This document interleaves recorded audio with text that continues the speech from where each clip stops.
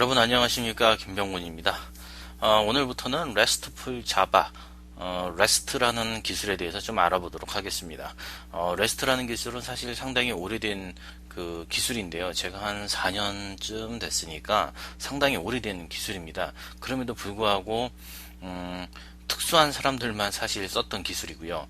근데 최근에 표준화가 되었습니다. 그 자바에서 표준화된 규격이 나왔다는 뜻입니다. 그래서 이제 앞으로 본격적으로 쓰이게 될 규격 중에 하나다라고 저는 설명드릴 수가 있겠네요. 자, 그래서 일단은 한번 살펴보도록 하겠습니다.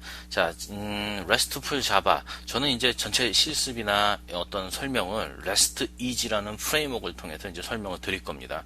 REST 규격을 구현한 구현체가 선에서 표준을 만들 때 그 표준을 실제 구현한 레퍼런스 임플리먼테이션이라고 하는, 줄여서 RI라고 하는데요. 요걸 구현한 저지라는 프레임워크가 있고요. 그 다음에 이 REST Easy라는 게 있습니다. REST Easy는 JBoss 커뮤니티에 있는 프로젝트고요. 그 다음에 이제 표준은 아니지만 REST를 지원하는 스프링 프레임워크에 또 REST가 있습니다. 저지와 이 REST Easy는 표준이지만 스프링 프레임워크는 표준이 아닙니다. 그래서 되도록이면 표준을 쓸 수 있으면 좋겠다. 그래서 저희는 전체적으로 REST Easy를 사용할 예정입니다. 자, 전체적으로 총 챕터 6개로 구성이 되어 있는데 챕터 첫 번째는 REST라는 게 뭐냐를 좀 알아보려고 하는 거고, 그 다음에 RESTful Java. 사실 RESTful Java는 표준의 이름은 아닙니다. 정확히 JAX RS라는 규격인데요. 그걸 좀 더 이제 좀 영업용 멘트로 우리가 이제 RESTful Java라고 얘기하기도 하고요. 어떤 사람들은 RESTful Web Service라고 얘기도 합니다. 정확한 표현은 RESTful Web Service고, RESTful Web Service를 자바에서는 JAX RS라는 규격으로 만들어진 겁니다. 그래서 챕터 2에서는 JAX RS in Action이라고 그래서 JAX RS에 대해서 좀 알아볼 거고요. 그 다음에 챕터 3에서는 JAX RS라는 웹 서비스 규격을 어떻게 하면 좀 더 쉽게 코딩할 수 있을까, 그 부분을 이제 챕터 3에서 이야기하게 될 거고, 그러니까 챕터 3는 굉장히 중요하죠. 그 다음에 챕터 4에서는 스프링 프레임워크가 어떻게 인테그레이션을 해서 기존의 프레임워크들과 잘 호환성 있게 가져갈 거냐, 그거에 대한 내용이고, 그 다음에 챕터 5에서는 테스트를 하는 방법에 대해서 이제 설명을 할 거고, 그 다음에 챕터 6에서는 REST Easy에 대해서 좀 설명을 하려고 합니다. 자, 강의 자료는요, 네이버의 개발자 센터에 가보시면 에드워드라는 걸로 검색을 해보시면 여러분께서 예제 코드나 그 다음에 강의 자료 전체를 다 다운받으실 수 있습니다. 그래서 이 사이트 같이 한번 보시고요. 자, 그러면 챕터 1부터 한번 들어가 보도록 하겠습니다. 챕터 1은 REST 그 자체를 설명하는 것이기 때문에 상당히 중요합니다. REST를 한 번도 보신 적이 없거나 또는 들어보신 적이 없다면 이 챕터 1은 상당히 의미 있는 적이라 할 수 있겠습니다. 자, 들어가기 전에 우리 좀 고민거리를 한번 얘기를 한번 해보겠습니다. 자, 시스템, 이기종 시스템이죠. 예를 들면 .NET 시스템과 그 다음에 자바 시스템, 또는 모바일과 자바 시스템, 이렇게 이기종 시스템 간의 통신을 보다 빠르고 편한 방법이 없을까. 사실 우리가 시스템을 구축하다 보면 항상 웹브라우저와 그 다음에 자바 쪽으로 구현한 톰캣 같은 게 서로 통신하는 그러라는 법은 없습니다. 그래서 시스템 간의 통신을 해야 되거든요. 그럴 때 좀 더 쉬운 방법이 없을까. 그 다음에 이제 웹 애플리케이션의 경우는 AJAX 클라이언트들이 있는데, 이런 클라이언트들이 어떻게 하면 좀 더 쉽게 그걸 좀 최적화된 그런 통신 방법은 없을까. 그 다음에 또 하나는 이왕이면은 좀 쉽고 간단했으면 좋겠다. 예, 그런 내용이고요. 그 다음에는 모바일, 예를 들면 위피라든지 안드로이드라든지 아이폰 같은 이런 모바일 디바이스에 좀 더 쉽게 연결할 방법이 없을까. 이왕이면 더 쉬웠으면 좋겠다. 전체적으로 좀 쉬웠으면 좋겠다. 이런 겁니다. 그래서 이런 걸 봤더니 바로 REST다, 이렇게 얘기를 하는 거죠. REST가 좋은 기술이 될 것 같다 라고 설명을 하는 거죠. 자, 그러면 REST가 뭐냐 이거지. 자, REST는요, 2000년에 로이 필딩이라는 사람이 박사학위 논문을 작성하면서 어떤 그 개념을 설명하기 위해서 만들어낸 용어입니다. 그래서 REST는 Representational State Transfer라고 얘기하고요. 그걸 이제 줄여서 우리가 REST라고 얘기합니다. 상당히 어려운 용어예요. Representation, 그 다음에 State, 그 다음에 Transfer. 세 가지 용어인데 요건 요 다음 장에 제가 설명을 좀 드릴게요. 레스트라는 용어 자체는요 스탠다드가 아닙니다. 즉 표준은 아니고요. 레스트라는 거는 아키텍처 스타일입니다. 즉 무슨 뜻이냐면 우리가 전체 시스템을 그림을 그리는 것은 우리가 아키텍처를 만든다, 수립한다 이렇게 얘기를 하는데 레스트라는 것은 곧 레스트라는 것을 쓰게 되면 곧 레스트를 쓴다는 것 자체가 아키텍처 스타일을 만들어내는 거다 이렇게 얘기를 하는 거죠. 그래서 레스트는 통신하는 방법인데 이걸 쓰므로 해서 시스템 전체 아키텍처가 좀 더 심플하게 된다 라는 뜻으로 우리가 아키텍처 스타일이다 이렇게 얘기를 하는 거죠. 요건 이제 깊게 들어가지 마시고요. 이건 아키텍처를 결정하는 어떤 구현 기술이구나 이렇게 이제 이해를 하시면 좀 될 것 같고, 그래서 RESTful 웹 서비스다 그러면 REST 규격을 따르는 웹 서비스의 구현 방식이구나 이렇게 이제 이해를 하시면 되는 거예요. 왜냐면 REST라는 건 일종의 그냥 구현 방식인 거지 뭐 특별한 건 아닙니다. 그래서 이 REST 방식대로 우리가 어플리케이션을 구현했다 그러면 얘 아키텍처는 REST 방식을 따르고 있구나 뭐 이런 식으로 이해를 하시면 되는 거고, 이 REST는요 우리가 HTTP의 재발견이다 이런 식으로 표현을 합니다. 왜 그런지는 이제 좀 이따 설명을 좀 드리도록 하겠습니다. 자, 그래서 저희 스프링 유저 그룹의 대표를 지낸던 안영애님 블로그에도 제가 아주 재밌는 그림을 하나 훔쳐가지고 왔는데, 자 보시면 클라이언트 애플리케이션이 있습니다. 자, 한번 그림을 한번 볼까요? 아이고 즐겨찾기가 나오네요. 예. 자, 포인트 옵션에 사인 형광펜 한번 써보겠습니다. 자, 보시면은 이만큼에 해당하는 부분이 사실은 서버 쪽입니다. 그 다음에 어디까요? 요만큼에 해당하는 부분이 사실은 클라이언트 쪽입니다. 요거는 이제 우리가 서버를 어떤 정보를 호출하기 위해서 필요한 URL이겠죠. 자, 요것대로 그림을 따져보면 클라이언트 어플리케이션은 AJAX 어플리케이션일 수도 있고 모바일 어플리케이션일 수도 있고 또는 다른 서버일 수도 있고 또는 다른 REST 기반의 서비스일 수도 있습니다. 자, 여기는 서버죠. 이쪽은 서버인데요.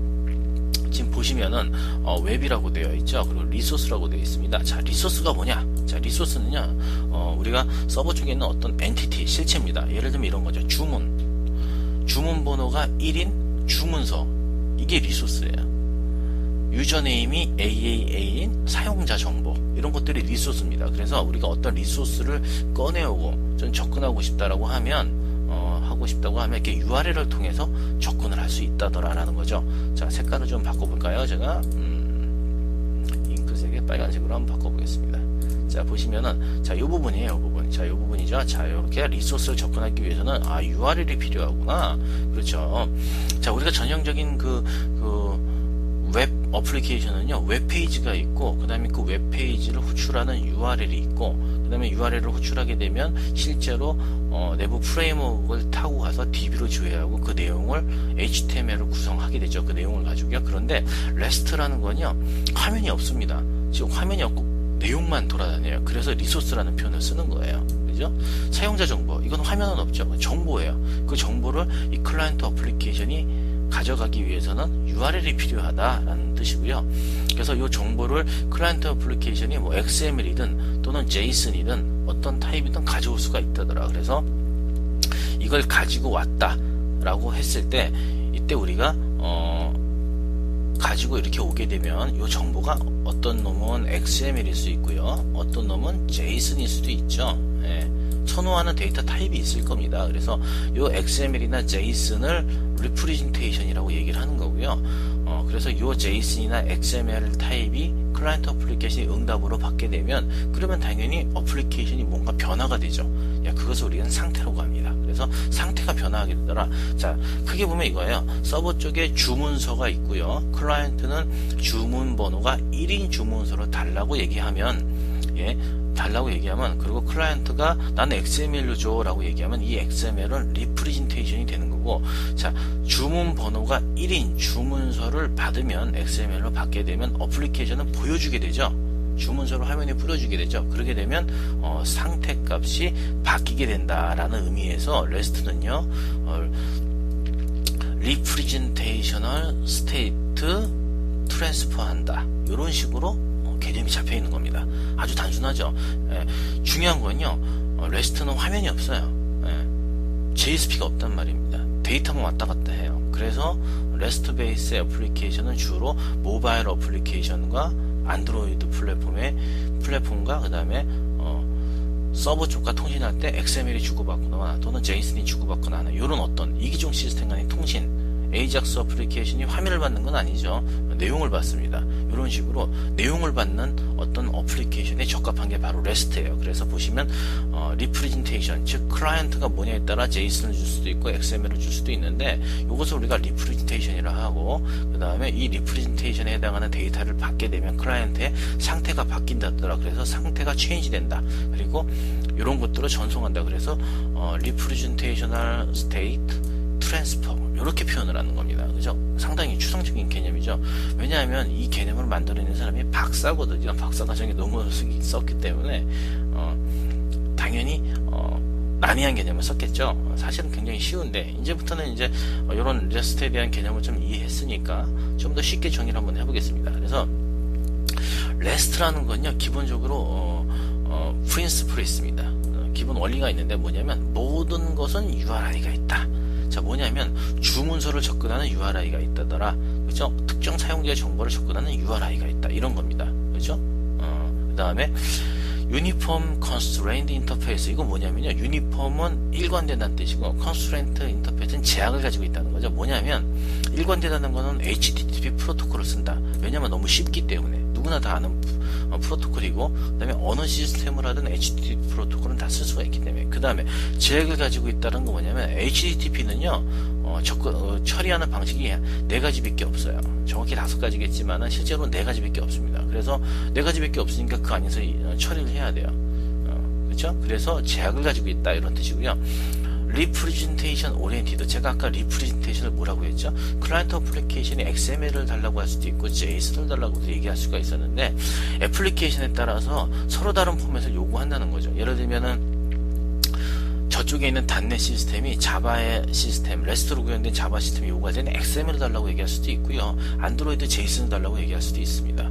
그러면 똑같은 주문서, 주문 번호가 1인 주문서지만 어떤 건 XML 형태로 나가고 어떤 건 JSON 형태로 응답을 주더라. 그래서 리프레젠테이션 오리엔티드 하다라는 표현을 쓰는 겁니다. 즉 애플리케이션마다 다른 포맷을 줄 수 있다라는 게 REST의 특징이더라, 이런 거죠. 되게 좋네요. 왜냐면 클라이언트가 요청을 할 때마다 내가 XML 줘, JSON 줘, 그걸 할 때마다 알아서 똑같은 데이터지만 그걸 서로 다른 형식으로 준다더라, 이런 거죠. 자, 그 다음에 스테이트 리스니스가 있는데, 이건 뭐냐면 REST라는 기술을 써서 어플리케이션을 만들게 되면 이 스테이트 리스니스라는 건 상태를 유지하지 않는다는 겁니다. 우리가 로그인을 하게 되면 통상적으로 세션을 만들게 되죠. 그런데 REST라는 건요, 세션 자체의 개념을 쓰지 않습니다. 물론 만들어낼 수 있겠지만 REST는 원칙상 상태를 관리하지 않도록 설계되어 있어요. 그래서 상태를 관리하지 않기 때문에 확장성이나 클라이언트 서버 간에 디커플링 하다라는 뜻인데, 요건 제가 이 다음에 설명을 한번 드리겠습니다. 왜냐면 상당히 어려운 개념이기 때문에. 그 다음에 보시면 Hypermedia as the engine of application state, 상당히 어렵죠, 이 말이. 자, 무슨 뜻이냐면요, HTML 문서 안에는 링크가 있습니다. 우리가 그걸 하이퍼링크라고 얘기를 하죠. 그리고 그걸 하이퍼미디어라고 얘기를 합니다. 그렇죠? 마찬가지로 REST도요, 서버 쪽에서 클라이언트로 전달해주는 이 XML 안에 링크가 들어있을 수 있습니다. 예를 들면 이거죠. 주문서가 날라왔어요. XML 안에 주문서 내용이 담겨서 왔습니다. 그러면 주문서를 취소하는 링크가 포함될 수 있다는 겁니다. 그렇죠? 그래서 우리는 REST를 이렇게 하이퍼미디어 방식으로 표현할 수 있다. 응답을요, XML이나 JSON을, 그런 뜻이에요. 그렇죠?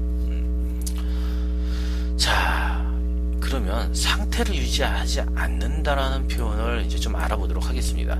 상태를 유지하면요, 확장성이 떨어진다고 흔히 REST에서 표현을 하는데 그게 뭐냐 이거죠. 자, 보통 클라이언트 어플리케이션, 이건 뭐냐면 이제 웹브라우저라고 우리가 한번 생각을 해볼게요. 그러면 웹브라우저가 리퀘스트를 때리면요, 일반적으로 서비스라는 업체의 가장 첫 번째 만나는 장비가 L4 스위치입니다. 물론 방화벽일 수도 있지만 일반적으로 L4 스위치가 받아서요, L4 스위치는 레이어 4에서 동작하는 일종의 로드 밸런서입니다. 부하가 들어가면 그 부하를 적절하게 연결되어 있는 서버, 이쪽 서버와 이쪽 서버 쪽으로 부하를 분산시켜서 서비스의 가용성을 높여주는 역할을 하는 게 L4 스위치입니다. 물론 포트 리매핑도 합니다. 뭐냐면 여기는 80 포트지만 실제로 우리 쪽 뒤에서 사용하는 서비스는 81 포트고요, 82 포트일 수 있습니다. 이런 식으로 서로 다르기 때문에 포트를 매핑해주는, 즉 80으로 들어오더라도 82로 보내주고 80으로 들어오더라도 82로 보내주고 이런 식으로. 왜냐하면 서버가 항상 다 80을 쓰라는 보장이 없기 때문에 그런 거죠. 자, 그러면 이제부터 이제 그림을 한번 그려볼게요. 제가 왜 상태를 유지하는 게 뭐든지 한번 알아보도록 하겠습니다. 자, 자, 리퀘스트가 클라이언트가 들어옵니다. 그러면요, 이렇게 들어오겠죠. 예, L4GH가 이런 식으로 리퀘스트를 보내줍니다. 그리고 로그인을 했어요. 그러면 세션 아이디가 이런 식으로 발급이 됩니다. 그렇죠? 그러면요, 일반적으로 클라이언트가 계속 이쪽 서버에서 세션을 제이보스도 됐고요, 톰캣도 됩니다. 상관없습니다. 이쪽으로 이렇게 들어와서 세션 로그인을 하게 되면 세션이 만들어지고 이쪽 서버에 세션이 이제 생기겠죠. 이쪽 서버에 세션이 생기는데, 그럼 일반적으로 제가 계속 화면에서 로그인하고 나서 메인 페이지로 들어가더라도 웹서버가 알아서 이렇게 들어오더라도 이쪽으로 보내줍니다. 왜냐하면 세션 아이디가 생성된 노드 번호를 알기 때문에 이쪽으로 보내줘요. 그런데 만약에 이쪽 장비가 장애가 났습니다. 그러면 죽어버리죠. 그러면은 L4 스위치가 웹서버로 보내주면 웹서버는 그 다음에 어떻게 하죠? 자, 다시 한번 그림을 다시 그려보면 이런 식으로 그려질 거예요. 자, 이렇게 들어갔다 장애가 났으니까 이렇게 보내주겠죠. 자, 그 다음 들어오면 이렇게 해서 이렇게 보내주겠죠, 리퀘스트가. 자, 그러면 무슨 문제가 생기냐면 여기는 세션 아이디가 없어요. 왜냐면 여기만 세션 아이디가 있거든요. 왜냐면 여기가 들어와서 세션 아이디를 만들었기 때문에. 그러면 다시 로그인하라는 화면이 나오겠죠. 그쵸? 그래서 일반적으로 이 문제를 해결하기 위해서 우리가 와스들끼리 클러스터링을 합니다. 이렇게. 그래서 여기 세션이 만들어지면 이 세션 아이디가 이 장비에도 있도록 이렇게 복제를 할 수 있도록 이렇게 구성을 합니다. 그래서 이걸 클러스터링이라고 하는데, 클러스터링을 하게 되면 일단은 시스템의 확장성이 떨어집니다. 왜냐하면 서로 통신을 해야 되니까. 그 다음에 클러스터링을 하게 되면 와스를 단독으로 사는 것보다 훨씬 더 비용이 더 들죠. 왜냐면 클러스터링은 비용을 더 내야 돼요. 그래야지 기능이 제공되거든요.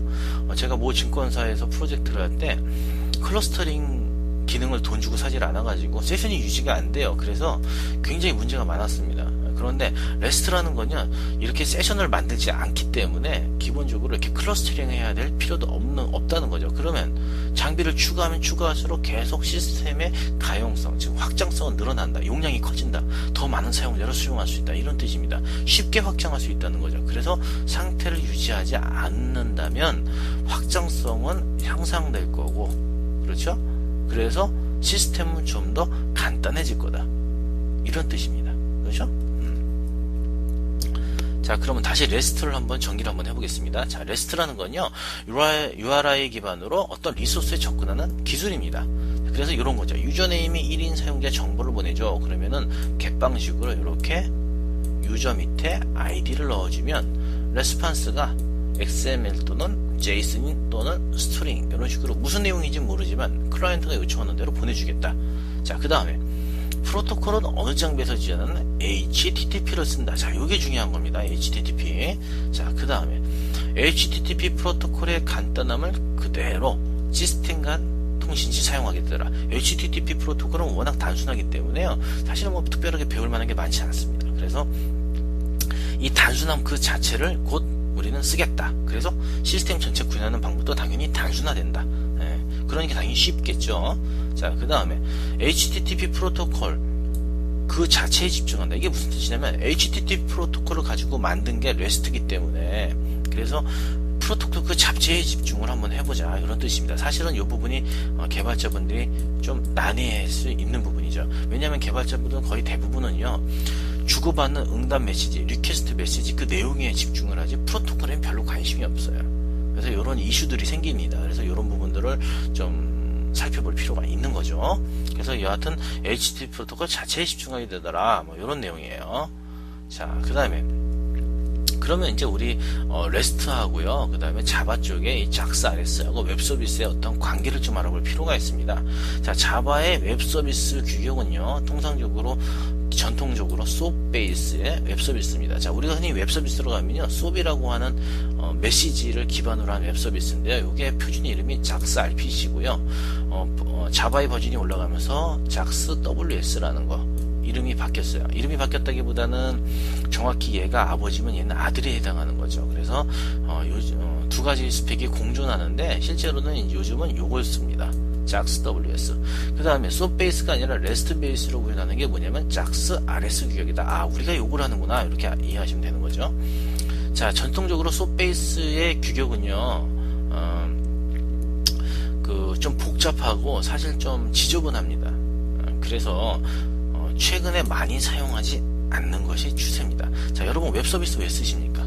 웹 서비스의 기본적인 사상은요, 이기종 시스템, 예를 들면 언어가 다르다든지 프로토콜이 좀 다른 시스템들끼리도 서로 어떤 통신을 할 수 있도록, 표준대로 통신할 수 있도록 이렇게 만들어진 게 웹 서비스 규격인데, 이게 좀 지저분하다 보니까 웹 서비라는 게 사실 호환성은 높은데 구현하는 방식이나 이런 것들이 좀 개념이 좀 어렵다 보니까 사양되는 추세입니다. 사양되는 추세죠. 없어지는 추세. 그러면서 좀 더 쉬운 거, 자, 그럼 레스트 한번 써보자. 이런 식으로 접근이 있는 거죠.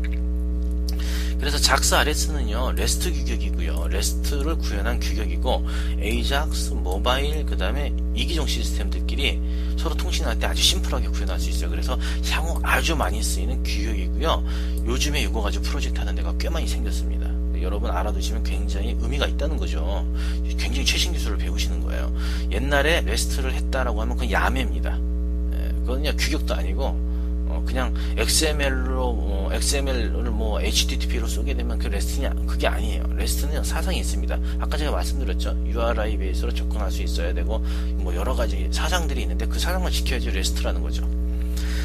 자, 그런 다음에 이 JAX RS라는 규격 외에도 배워야 되는 게 있는데, JAXB라는 규격입니다. 챕터 3에서 알아보게 될 텐데요. 요거는 뭐냐면요, XML을 주고받다 보면은 사실 코딩하기가 좀 어려울 수 있거든요. 이런 것들을 쉽게 그려주는 규격이에요. 그래서 SOAP 베이스의 웹 서비스 때부터 있었던 규격입니다. 그래서 전체 웹 서비스라고 보면 JAX WS도 있지만 JAXB라는 규격도 사실 있습니다.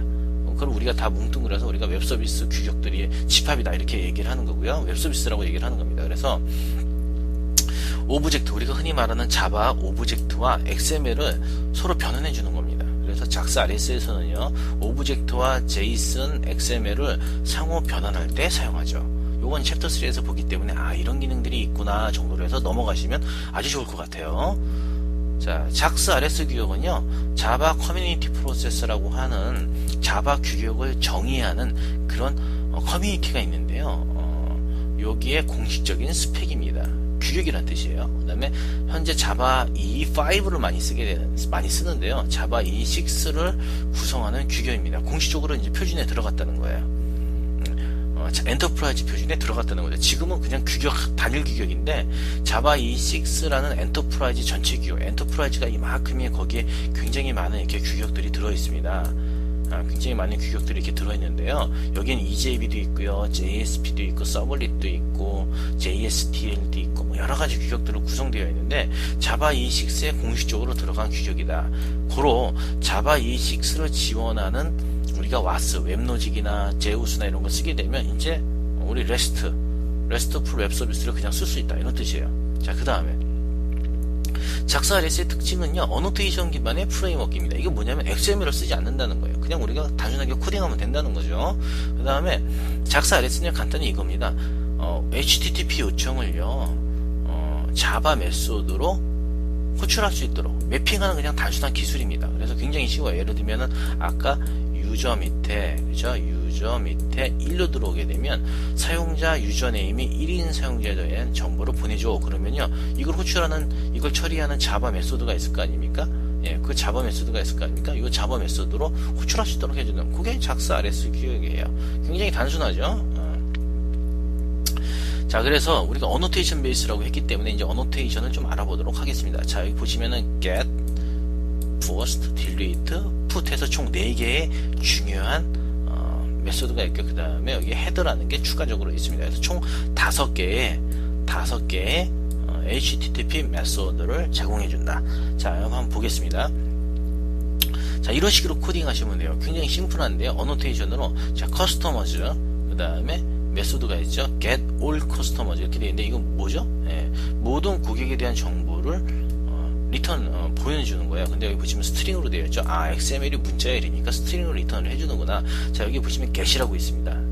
예, get이죠. 자, 이게 이렇게 되어 있죠. 자, 이게 무슨 뜻이냐면, 자, 커스터머즈로 들어오는 URL 중에 get 방식으로 요청을 하게 되면 이 메소드가 호출이 되고 응답으로 스트링이 가고 이때 이 스트링은 XML이다 이런 식으로 표현을 해주는 거예요. 프로듀스는 생산해낸다는 뜻이죠. 서버 입장에서 응답을 준다라는 뜻입니다. 그래서 굉장히 심플해요. 그래서 이렇게 단순하게만 코딩을 하시면 그냥 바로 처리가 되는 거예요.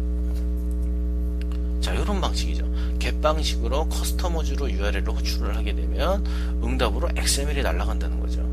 웹브라우저에서 여러분 이렇게 요청하시면 돼요. 자, get 방식은 뭡니까? get 방식은 HTTP의 body가 없죠. URL 기반으로 우리가 값을 전달할 때 사용합니다. 그래서 이렇게 하고요. 그 다음에 유저네임이 뭐고, 그죠? 뭐고, 그 다음에 이렇게 해서 패스워드가 뭐고, 그죠?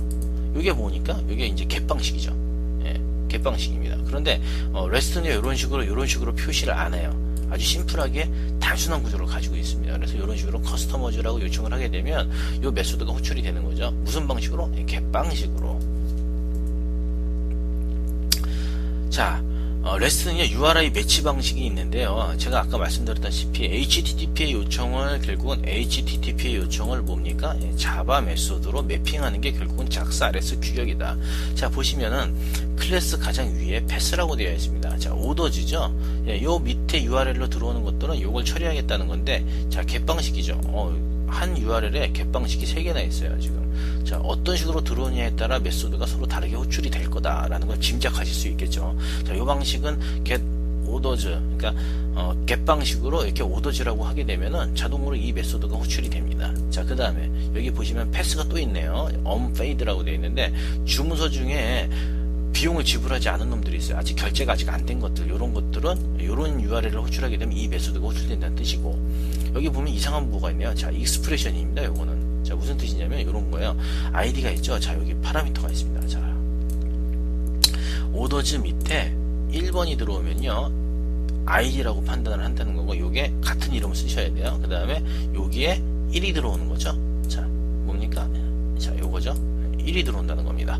굉장히 쉽죠. 아주 단순한 그 원리를 가지고 있는 게 바로 RESTful 자바입니다. RESTful 웹 서비스죠. 자, 그 다음 보겠습니다. 그 다음에 이제 어노테이션 중에 produce와 consume이라는 어노테이션이 있는데요. 자, 서버 쪽 입장에서 보는 어노테이션이에요. produce는 응답이고요. 그 다음에 요거는 request입니다. 그렇죠? 그래서 이제 서로 다른 특징을 갖고 있는데, 자, 우리가 결국은 서버들이 통신을 하려면 URI 방식으로 통신을 하게 되는데, 응답을 주거나 리퀘스트를 줄 때는 XML이나 JSON이나 뭐 여러 가지 타입이 있을 수 있죠. 근데 그 내용이 뭐냐에 우리는 관심을 좀 가질 필요가 있습니다. 왜냐하면 XML을 주면 그쪽에다 XML로 처리를 해야 되고, JSON으로 주면 JSON을 처리해야 되고, 제가 XML로 주더라도 응답은 JSON으로 받을 수 있고 해서 HTTP 프로토콜 안에는요 주고받는 데이터의 내용의 유형을 식별하기 위한 아주 커다란 헤더 값이 있습니다. 그게 accept 헤더고요. 또 하나가 컨텐츠 타입 헤더입니다. 자, 컨텐츠 타입 헤더는 뭐냐면요, 말 그대로 주고받는 내용의 그 내용이, 주고받는 응답과 리퀘스트의 내용이 뭐냐 이거야. 뭐냐, 무슨 타입이냐 이거야. 자, 이게 뭐냐면 마인 타입이죠. 우리 프로토콜에 보면 마인 타입이라고 있습니다. 한번 검색 한번 해보시면 굉장히 많아요. 우리 그냥 이거 웹브라우저가 통신하는 거 아니죠. 텍스트 플레인, 어플리케이션 XML, 어플리케이션 JSON, 이 앞에 게 카테고리고요. 이 뒤에 게 타입입니다. 그래서 요거는 단순한 텍스트란 뜻이에요. 그죠? 이미지의 JPEG, 이미지의 PNG, 이런 것도 다 이미지죠. 이미지를 표현하는 방식인데, 이 컨텐츠 타입 헤더는 결국 뭐냐면 내용이 뭐냐의 뜻이고, accepted는 응답으로 받을 수 있는 가능한 미디어 유형이다. 이게 뭐냐면요, accepted는 뭐냐면요, 클라이언트가 서버 쪽으로 응답을, 내가 어떤 내용을 던졌어요. 그리고 응답을 받으려고 해. 그렇죠? 리퀘스트랬더니 레스폰스로 응답을 받아야 되겠죠. 그때 나는 XML로 받고 싶어. 이럴 때 이제 accept 헤더를 쓴다는 거지. 예? 이건 어차피 이제 뒷부분에 가면은 제가 설명을 또 합니다. 자, 요청과 응답에 대해서 헤더를 제어하는 어노테이션들이 있는데, 이게 바로 요 두 개들이다. 뭐냐면 이 컨슘에다가 내가 무언가를 이렇게 써서 넣게 되면 그거는 리퀘스트 타입이 뭐다라는 걸 의미하는 거고, 프로듀스에 뭔가 써서 넣게 되면 응답이 어떤 타입이다라는 걸 알려주는 거죠. 대표적으로 이런 거예요. 어플리케이션 JSON이라고 프로듀스랑 같이 이렇게 쓰게 되면 응답이 JSON이구나라는 뜻이고요. 컨슘의 컨텐츠 타입으로 요걸 지정해주면 리퀘스트가, 서버 입장에서 클라이언트가 보낸 리퀘스트가 이미지구나, JPEG 이미지네 라고 이해하게 되는 거죠.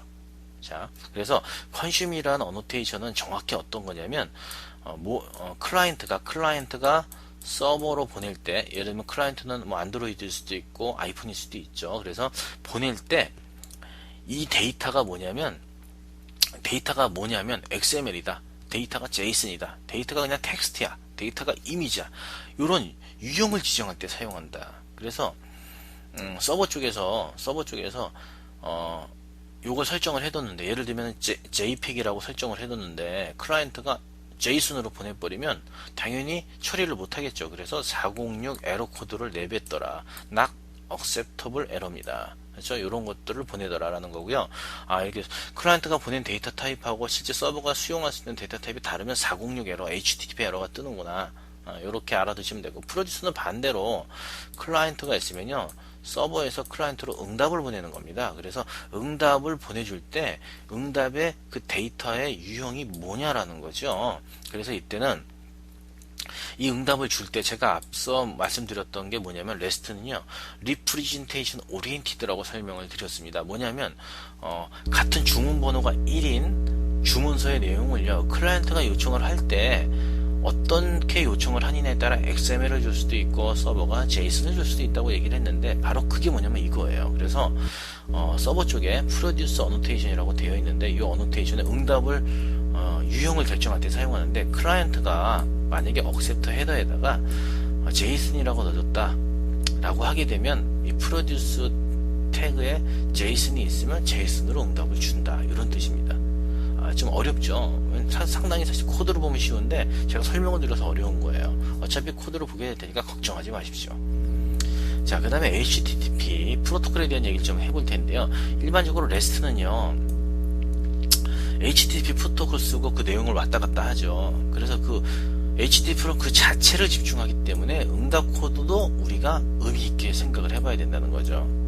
지극히 응답 코드도 HTTP 프로토콜에 있는 거 가져다 쓴다. 그래서 HTTP의 프로토콜에 있는 응답 코드는 이런 식으로 구분을 합니다. 그래서 successful하다, 이런 뜻은 뭐냐면 응답이 정상적으로 처리가 됐다. 그러니까 리퀘스트가 정상적으로 처리됐다. 그래서 나는 이런 응답을 준다라는 건데, 그때 응답 코드가 200부터 399번까지가 있습니다. 요거는 successful하다는 뜻이고요. 그 다음에 400번부터 599번까지는 fail을 났다, 에러다라는 뜻인데, 자, 요거는 서버 쪽의 에러라는 뜻이고요. 요거는 클라이언트 쪽의 의미로 받아들이면 됩니다. 200을 받으면 클라이언트 입장에서 정상 오케이, 이런 뜻이고요. 500 에러가 뜨면요, 또는 404 에러가 뜨면 서버 입장에서 네가 요청한 거 그런 URL이 없어, 이런 뜻이에요. 그래서 요거는 서버 쪽 상태 코드로 우리가 분류를 하고, 요 밑에 거는 위에 건 클라이언트로 구분하고 밑에 거는 서버 쪽 에러로 분류를 합니다. 서버 쪽 상태 코드로 분류를 하고, 요건 에러다, 요거는 성공이다, 이런 식으로 분류한다는 거죠. 예를 들면 이런 겁니다.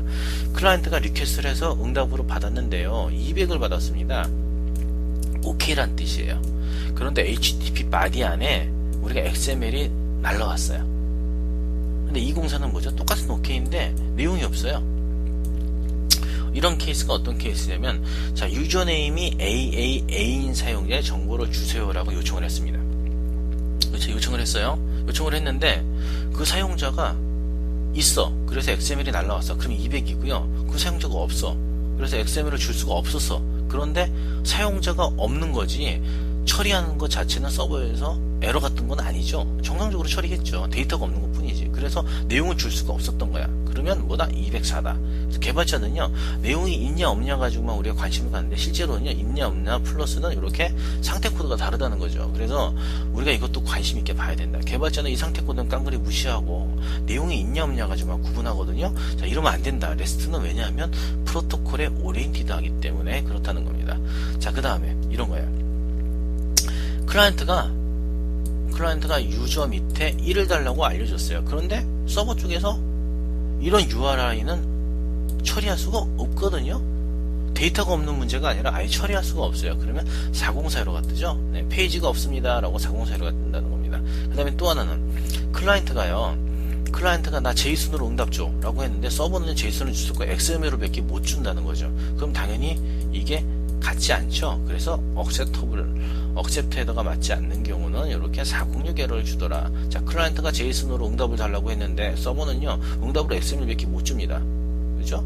즉 클라이언트는 accepted에 JSON으로 달라고 보내줬는데 서버는 XML밖에 응답을 못 줘요. 그럼 당연히 틀리니까 406 에러가 뜬다. 그 다음에 또 하나는 아까 그 메소드에 get, first, put, delete 같은 걸 붙일 수 있는 어노테이션들이 있었어요. 근데 get수를 요청을 못 하는데 이 사람이 put으로 요청을 했습니다. 그러면 어떻게 되죠? 네, 당연히 처리를 못 하겠죠. 그래서 method not allowed라는 405 에러가 뜨더라. 요거는 실제로 비즈니스 로직이 잘 돈 게 아니고요. 처음부터 처리할 수 없었던 거예요. 그래서 우리는 이걸 서버 쪽 에러라고 얘기한 거, 클라이언트는 이런 에러 코드를 받겠죠. 그러면 서버 쪽에서 뭔가 처리할 수 없는 상태구나, 이런 내용이죠.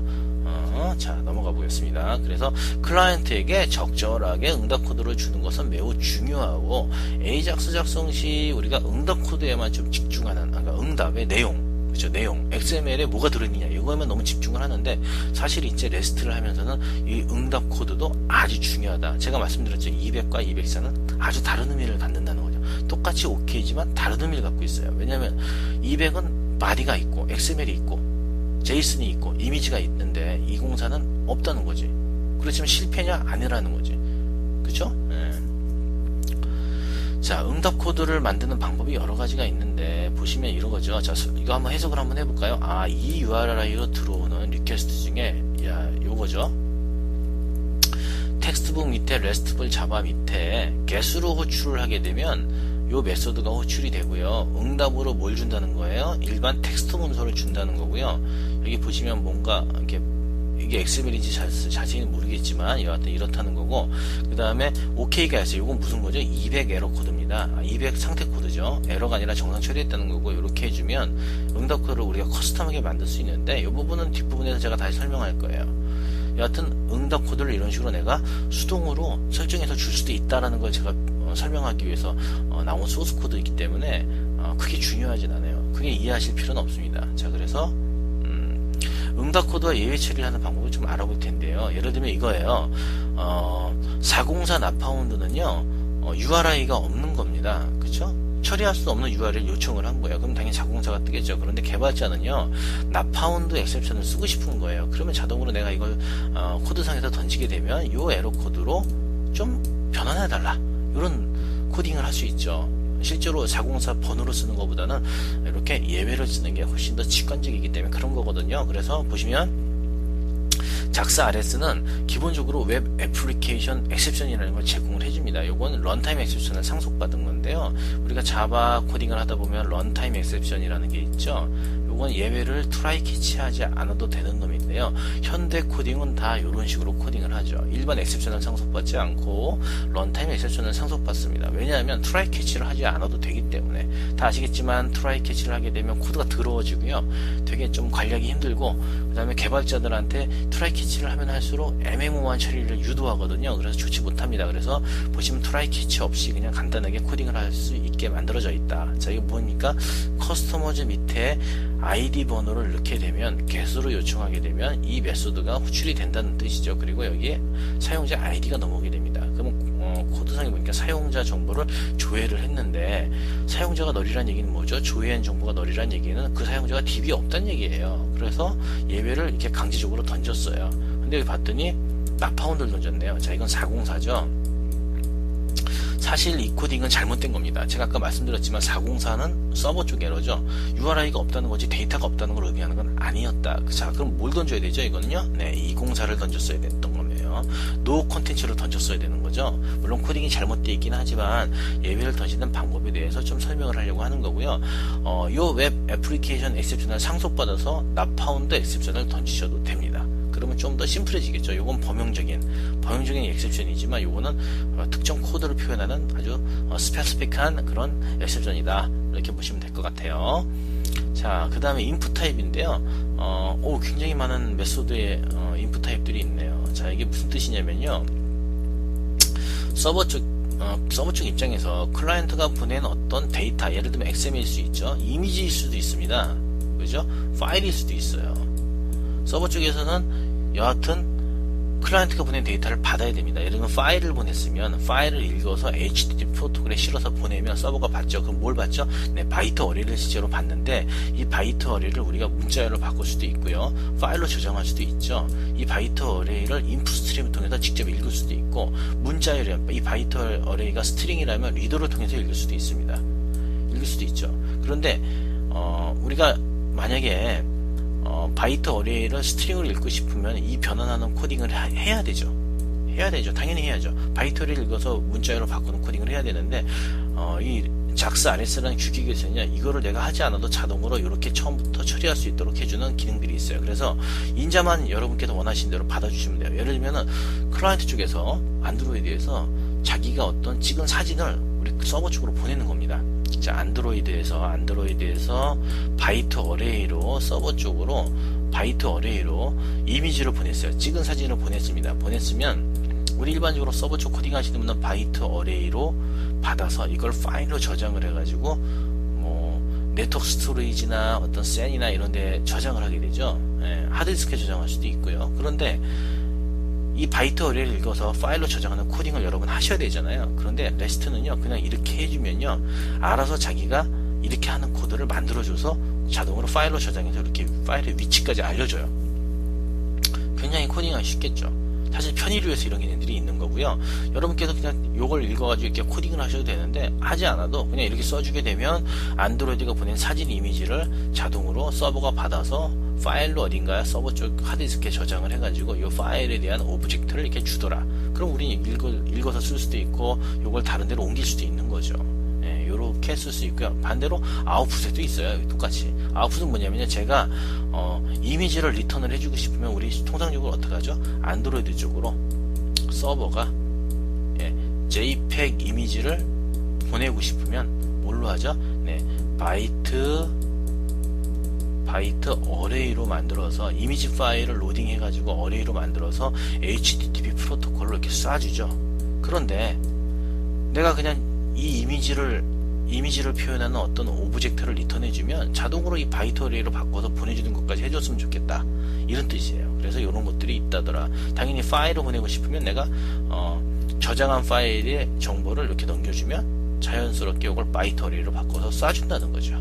그래서 굉장히 유연하고 굉장히 코딩의 양을 줄여준다, 이런 내용입니다. 그래서 레슨이 상당히 편리하게 만들어진 거고 굉장히 개발자 오리엔티드하게 만들어져 있어요. 그래서 굉장히 강력하고 그 다음에 굉장히 쉬운 그런 프레임워크이다, 이렇게 보시면 되겠습니다. 자, Q&A 없겠죠? 온라인이니까 Q&A 없을 거예요. 그래서 오늘 전반적으로 그 인트로덕션을 좀 봤는데요. 레스트라는 건요, 상당히 굉장히 심플하고 그리고 단순한 기술이고요. 그 다음에 개발적으로 만들어진 그런 기술이라고 보시면 되겠습니다. 그래서 앞으로 무지 많이 쓰일 겁니다. 여러분께서 안드로이드나 또는 아이폰 같은 어떤 모바일 디바이스, 그 다음에 뭐 다른 서버들이 어떤 정보를 가져가야 될 때, 그 다음에 AJAX 애플리케이션에서 자바스크립트로 만든 AJAX 애플리케이션에서 서버 쪽에 어떤 데이터를 요청해서 그리고 가져갈 때, 이럴 때 이 REST를 쓰게 되면 아주 퍼펙트하다, 이런 뜻입니다. 자, 여러분 좀 공부해볼 좀 마음이 좀 생기십니까? 자, 여러분 이거 해두시면요, 정말 큰 도움 받으실 겁니다. 저는 강력하게 믿고 있고 요즘 이거 가지고 프로젝트 하는데 많고요. 제가 아도비 개발자 세미나에서 이 레스트풀을 발표했을 때 개발자들이 엄청나게 열광했습니다. 오, 굉장히 쉽네, 이런 반응이었거든요. 여러분도 한번 레스트를 가지고 한번 아주 강력한 서비스를 한번 구축해 보시기 바랍니다.